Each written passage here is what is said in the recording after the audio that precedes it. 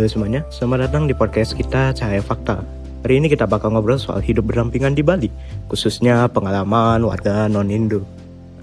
Iya, Bali kan terkenal sebagai pulau toleransi. Tapi gimana sih realitas sehari-hari bagi warga Kristen dan Muslim yang tinggal di sini? Kita bakal dengar cerita langsung dari narasumber kita. Nah, jadi perkenalkan narasumber kita, Tiara, Muslim tinggal di Bali sekitar 7 tahun. Dia Kristen dan Pasar, udah 10 tahun di sini. Hai Tiara, hai Gia, selamat datang di podcast. Hai, senang banget bisa sharing di sini. Halo, aku juga senang diajak ngobrol soal ini.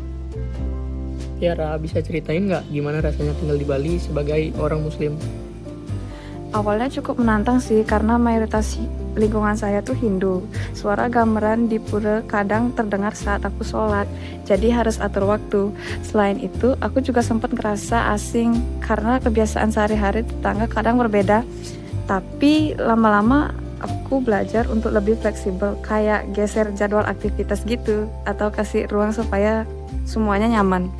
Yang lebih seru, tetangga Hindu juga lumayan support. Misalnya kayak pas Ramadan, mereka tanya apakah aku butuh waktu istirahat atau bantuin kalau ada kegiatan komunitas kecil-kecil.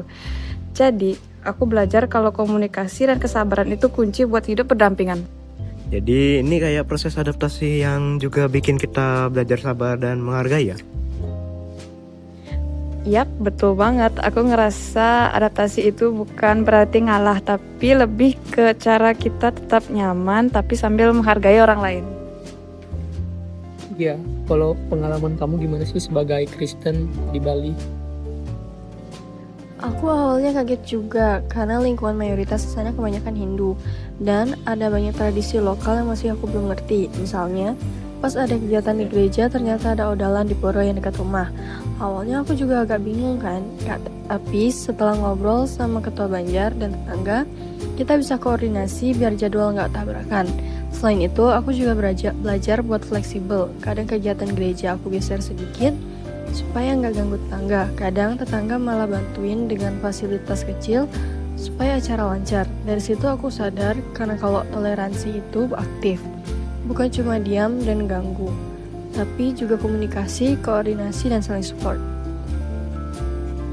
Wah, keren. Jadi toleransi itu lebih dari sekedar kata ya, tapi praktek nyata juga dalam kehidupan sehari-hari. Tiara, ada nggak sih tantangan unik atau lucu selama kamu tinggal di Bali? Ada sih, pernah waktu awal Ramadan, aku mau sahur agak pagi, tapi tetangga Hindu ada kegiatan yang suara musiknya lumayan kencang. Awalnya agak risih, tapi aku jelasin sedikit tentang kebiasaan sahur. Mereka jadi ngerti dan mulai menyesuaikan volume saat pagi hari.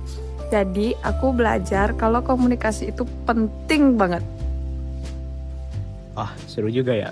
Di solusi itu juga nggak selalu formal. Kadang cukup ngobrol santai aja. Nah, kalau dia gimana nih pengalamanmu soal tantangan selama di Bali ini? Aku juga sempat bingung soal aturan adat di Banjar. Misalnya ada kegiatan di pura besar, jalannya agak macet dan tetangganya menutupi jalan sebagian akses.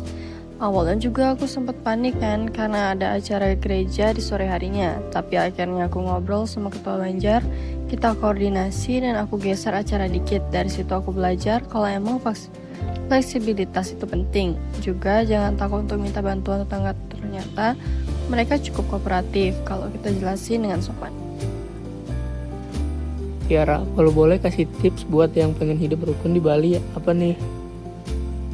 Simple, jangan takut sama perbedaan, hargai tradisi orang, komunikasikan kebutuhanmu, dan sabar dengan proses adaptasi.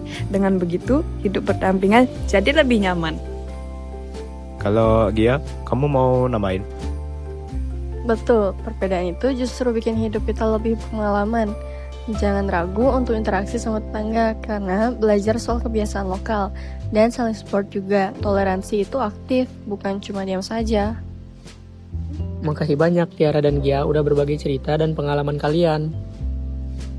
Dan makasih juga buat semua pendengar. Semoga cerita ini bisa saling jadi inspirasi buat hidup rukun dan saling menghargai di tengah keberagaman. Sampai jumpa di episode berikutnya hanya di Cahaya Fakta.